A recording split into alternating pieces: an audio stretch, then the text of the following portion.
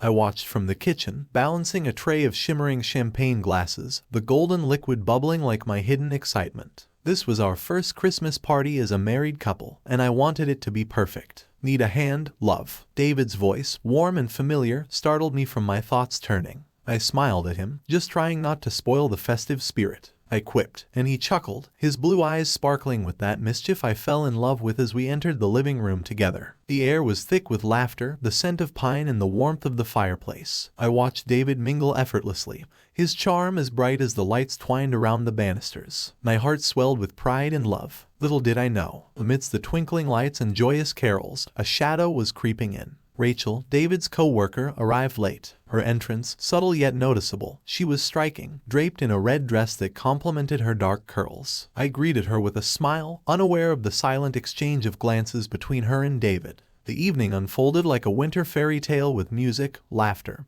and the clinking of glasses. But as I floated from guest to guest, ensuring everyone was happy, I missed the undercurrents. It wasn't until I stepped into the kitchen to fetch more refreshments that the thread of our perfect evening began to unravel. The air in the living room shifted, charged with a tension I was oblivious to when I returned. David was no longer by the fireplace. My gaze scanned the room until I found him standing a little too close to Rachel under the mistletoe. Their conversation seemed casual, but there was something in the way he looked at her, a flicker of something unspoken. Before I could process it, the moment passed. David returned to my side, his smile a little too forced, his touch a little too fleeting. The rest of the evening was a blur of songs and smiles, but underneath it all, I felt a chill that wasn't from the winter air. As the night drew to a close and our guests departed, leaving us in the quiet aftermath, David's usual warmth seemed distant. He kissed my forehead, it mumbling something about being tired. I watched him ascend the stairs, feeling an unfamiliar void. That night, as I lay in bed next to the man I loved, the joy of the evening felt like a distant memory. Unbeknownst to me, a secret had nestled itself in the heart of our home. A silent intruder amidst the echoes of Christmas carols. The morning after the party, the house was silent, the echoes of last night's laughter lingering like ghosts in the frosty air. I made coffee, the aroma filling the kitchen, trying to shake off the unease that had settled over me. David was already up, lost in thought over his laptop. "Morning," I said, trying to sound cheerful. He glanced up, a distracted smile on his face. "Hey, coffee smells good." I poured him a cup, noticing the distance in his eyes. "You okay?" I asked, trying to bridge the gap that had formed overnight. "Yeah, just a lot on my mind with work," he replied, his gaze returning to the screen. I wanted to believe him, but something felt off. As I sipped my coffee, I couldn't help but replay the image of David and Rachel under the mistletoe. It was probably nothing, just my imagination running wild. Yet I couldn't shake the feeling. The day passed in a blur of chores and half-hearted conversations. David was distant, and I was lost in my thoughts. The frost outside mirrored the coldness that seemed to have crept between us. That evening, as we settled in front of the TV, I tried to reignite the warmth we always shared. I snuggled closer to him, seeking his embrace, but he seemed distracted. His responses to my advances polite but lacking passion. "Is everything okay between us?" I finally asked, unable to bear the silence any longer. He turned to me, his expression guarded. "Of course, why wouldn't it be?" I wanted to confront him about Rachel, about the lingering glances I had noticed, but I hesitated. Instead, I leaned in my lips, finding his in a tentative kiss. For a moment he responded, but then he pulled away, a frown creasing his forehead. "I'm just tired, Emma. It's been a long week," he murmured, his words like a barrier rising between us. I retreated, feeling rejected and confused. The rest of the evening was spent in awkward silence, the TV's flickering light, the only thing filling the space between us as we went to bed. The chill in the air was more than just the winter night. I lay there, staring at the ceiling, wondering what had changed. The doubt was like a slow poison seeping into my thoughts. I remembered the way David's eyes had lingered on Rachel, the way his laughter had seemed more genuine with her. The images haunted me, igniting a flame of jealousy and fear. What if there was something between them? What if our perfect marriage was just a facade? I turned to look at David asleep beside me. His face was peaceful, betraying none of the turmoil that was raging inside me. I wanted to wake him, to confront him, to demand the truth. But fear held me back. Fear of what I might discover, fear of shattering the fragile peace that was left between us as I finally drifted off to sleep.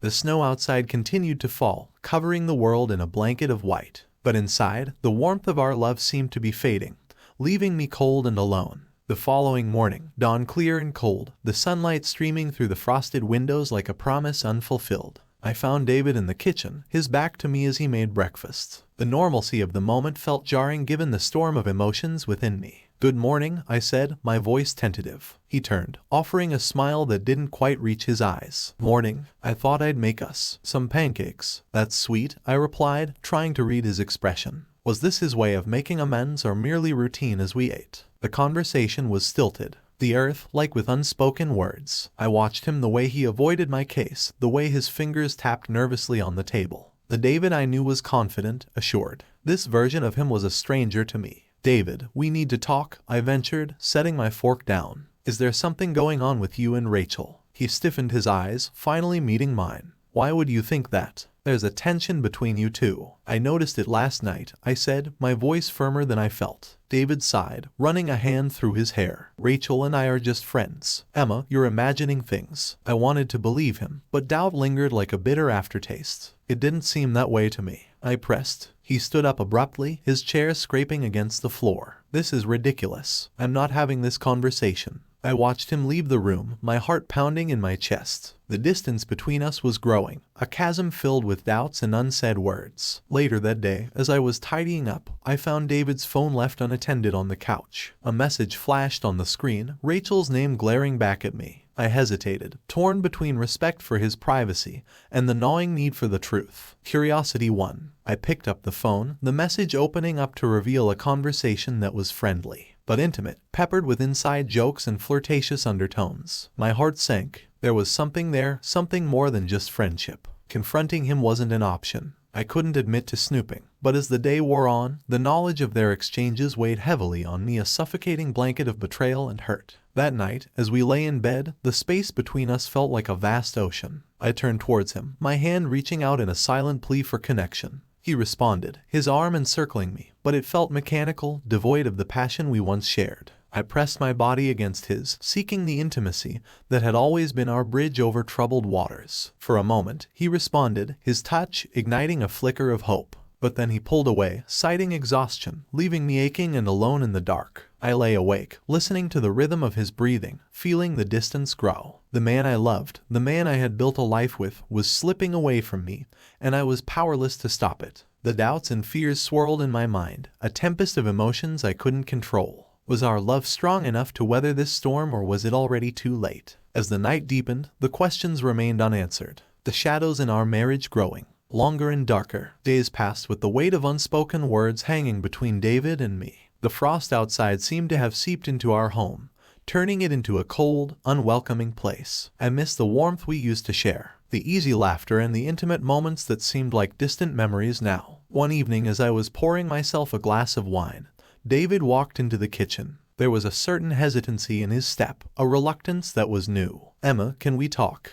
he asked, his voice low. I nodded, bracing myself. "Yes, we need to." He took a deep breath, his eyes meeting mine. "I know things have been off between us. I'm sorry if I've been distant. Work's been stressful." I studied his face, searching for the truth behind his words. "Is it just work, David, or is there something else?" He hesitated, then sighed. "It's just work. You know, you're the only one for me." I wanted to believe him, but the seed of doubt had already been planted. "Okay," I said, although my voice betrayed my uncertainty. That night, as we lay in bed, the silence was stifling. I turned towards him, my hand tentatively finding his under the covers. His skin was warm, and for a moment, I felt the familiar spark of our connection. "David," I whispered, leaning closer to him. My lips found his neck, trailing kisses that used to ignite his passion. He responded, his hand caressing my back. But there was a restraint in his touch that was new. I pressed myself against him, my body aching for the intimacy we once shared. For a moment he seemed to give in his kisses, deepening his hands, exploring with a hint of the desire we used to know. But then, as quickly as it had ignited, the flame seemed to die.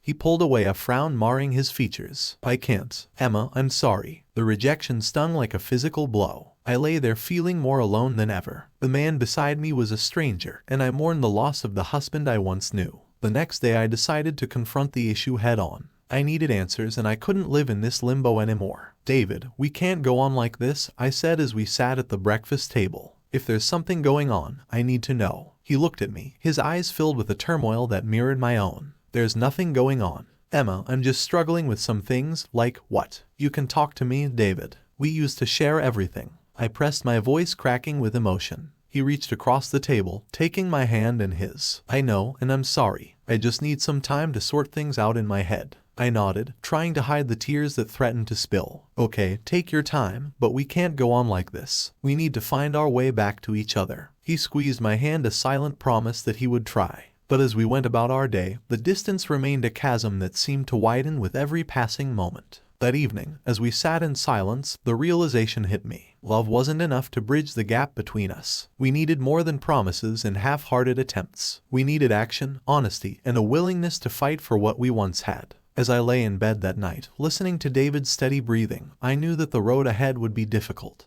But I was ready to fight for our marriage, for the love that had once been the center of my world. The question was David ready to fight to the tension in our home group? Palpable, a thick fog that neither David nor I seemed able to penetrate. Each day felt like a dance around the truth, a ballad of avoidance and unsaid words. The silence was stifling. I turned towards him, my hand tentatively finding his under the covers. His skin was warm, and for a moment, I felt the familiar spark of our connection. David, I whispered, leaning closer to him. My lips found his neck, trailing kisses that used to ignite his passion. He responded, his hand caressing my back. But there was a restraint in his touch that was new. I pressed myself against him, my body aching for the intimacy we once shared. For a moment he seemed to give in his kisses, deepening his hands, exploring with a hint of the desire we used to know. But then, as quickly as it had ignited, the flame seemed to die. He pulled away, a frown marring his features. I can't. Emma, I'm sorry. The rejection stung like a physical blow. I lay there feeling more alone than ever. The man beside me was a stranger, and I mourned the loss of the husband I once knew. The next day I decided to confront the issue head-on. I needed answers, and I couldn't live in this limbo anymore. David, we can't go on like this, I said as we sat at the breakfast table. If there's something going on, I need to know. He looked at me, his eyes filled with a turmoil that mirrored my own. There's nothing going on.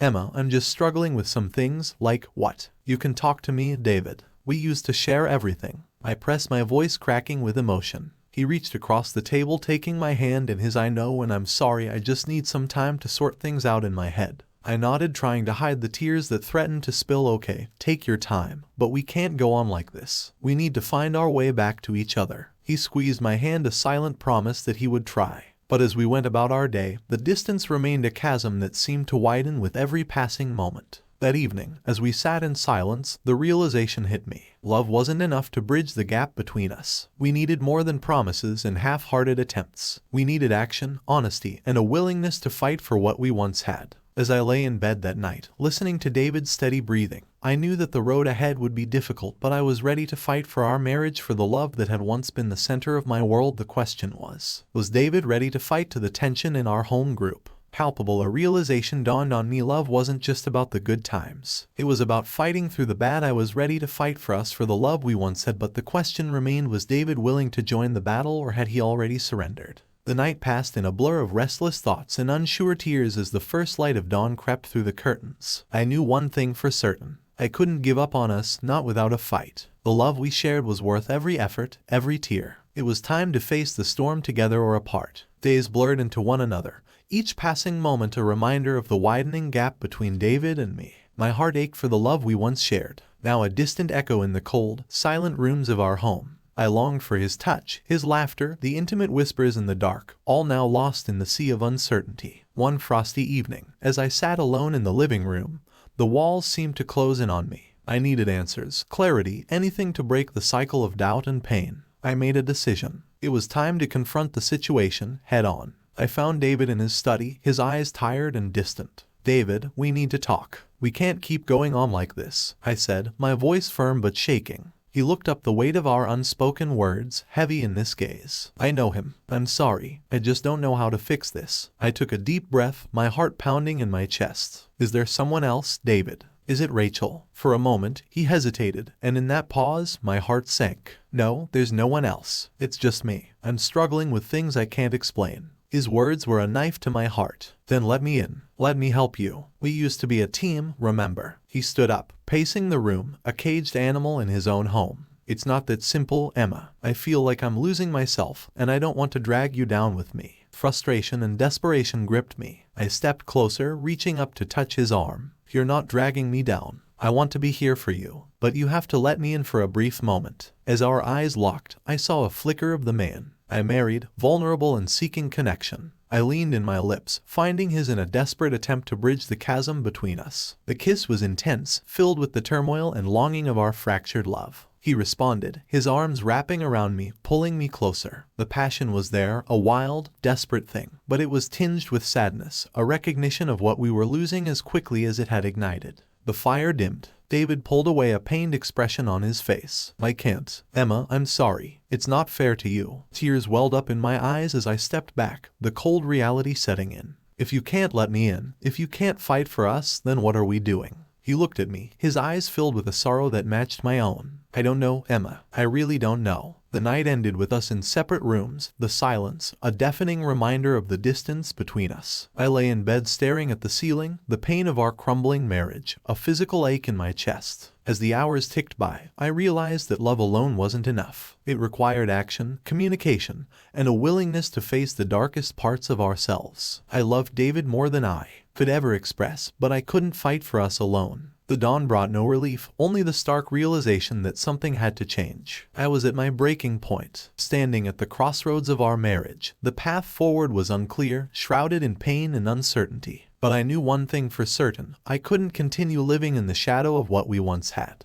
As the sun rose, casting a pale light through the window, I made a decision. It was time for a confrontation, a final attempt to salvage the love that was slipping through our fingers. The day ahead loomed large, a battlefield for the heart, and I steeled myself for what was to come. The morning dawned with a heavy sky mirroring the turmoil in my heart. Today was the day I would confront the truth, whatever it might be. As I sat at the kitchen table, sipping my coffee, the silence of the house enveloped me like a shroud. The memories of laughter and love that once filled these rooms now seemed like echoes from another life. David walked in, his face a mask of weariness. He paused when he saw me, a flicker of something unreadable in his eyes. "Morning, Emma. David, we need to talk." "Seriously," I said, my voice steady despite the chaos raging within. He nodded, sitting across from me. "I know I can't go on like this," I began, my hands trembling. "I can't live in a marriage filled with secrets and silence. I miss you, the real you, and I don't know how to get back to that." David looked down, his fingers tracing the grain of the wood.